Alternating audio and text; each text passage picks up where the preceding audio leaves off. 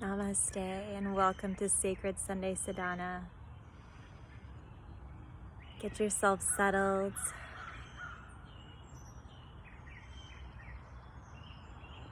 Do not adjust your TV set. My hair is green like the pollen.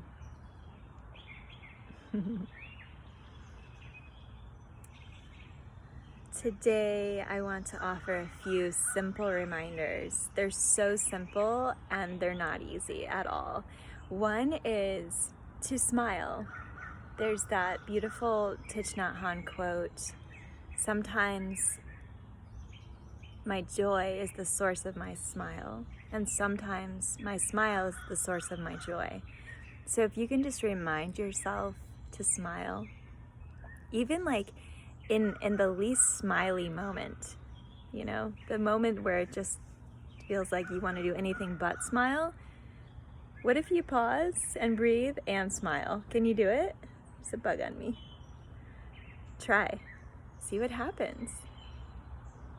I find that when I smile, it's like this internal reset where I'm like, oh yeah, this is funny. This is really funny. And I don't just mean like, oh, it's a joke. I mean, life is pretty hilarious if you really let it be. And that humor, that levity can really help to bring us out of dark spaces and to just be our guide as we go through life. I have a very dear friend in grad school who has reminded me of this over and over again in the last several months. Like, just laugh about it, Sally. Just find the humor in it. It's funny. And even if you can't laugh, see if you can just smile.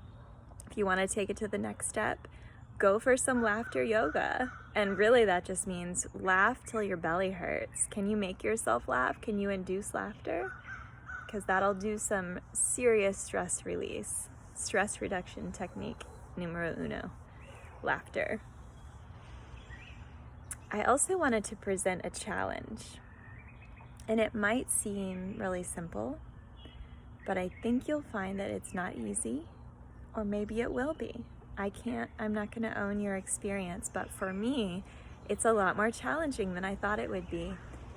Try not to complain for one day and see what happens. And if you can do that for a day, see if you can stop complaining for a whole week. I wasn't aware of how much I complain, and usually it's in the form of, you know, to my friends, I'll say like, this happened and da-da-da, and he said this and she said this and then this thing. Or sometimes it's talking to my ex-husband about our children, like, yeah, and this and then this.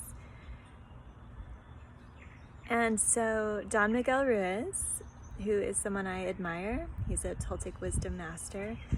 I'm in an apprenticeship with him, and he and his sons, Jose Ruiz and Don Miguel Ruiz Jr., Miguel Ruiz Jr., suggested that you just don't complain, because the more energy we put into actually expressing the complaint, we're actually feeding into that problem. And that's kind of how it works. So if something seems like it's not fair, or if it seems like you were wronged, or if you're just annoyed, or you just want to vent, you know, we call it venting. Notice if you can just instead tell yourself this is what happened, and then objectively just kind of breathe through it and see what happens if you don't vent, if you don't complain about it to someone else, and watch how it really goes away. Conversely, if it's a situation where you feel like you really need to tell someone about it, or else it's just gonna bubble up and bubble up and bubble up, see if you can do that in a way that's not complaining. You know, can you express the facts of what happened without getting into a space of being opinionated, being judgmental, having expectations that were let down? And a lot of times when we are able to reframe it like this, we can see that the problem is not the other person necessarily. it might be partially their situation, but really it's about us. It's about you. It's about how you receive information and how you choose what you want to feel. And if you've chosen to be offended and you've chosen to get agitated, just realizing that that is your choice and that it's okay to forgive yourself for making that choice, and then to step into a space of choosing something different, of saying, all right, I was feeling really miffed about this, but all I'm doing is creating inner turmoil for myself. That is not a self-loving maneuver. And instead, I want to feel hopeful. Oh wait, we don't hope, because hope is an expectation. I want to feel in full trust of what's happening. I want to feel confident. I want to feel calm. I want to feel happy. What do you want to feel? Literally, what do you want to feel? And today's the new moon. Another new moon. We get a chance every month to start over, to have this fresh new page. The new moon is no moon, so it's like the sky is dark and you can paint literally whatever you want on that canvas. And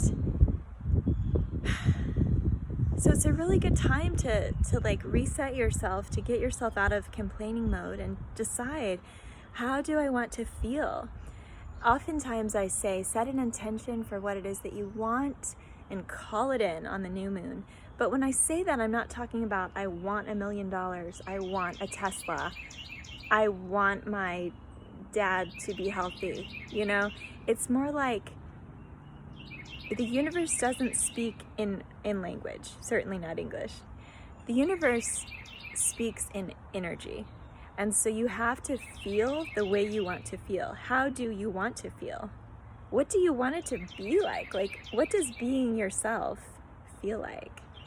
What does Sally want to feel like? What does insert your name here want to feel like on a daily basis?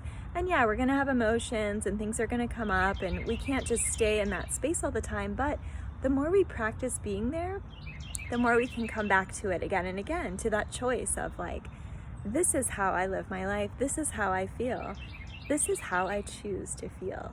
And you can call that in with the new moon. You can certainly say like, I want to feel confident, in full trust of the universe, calm.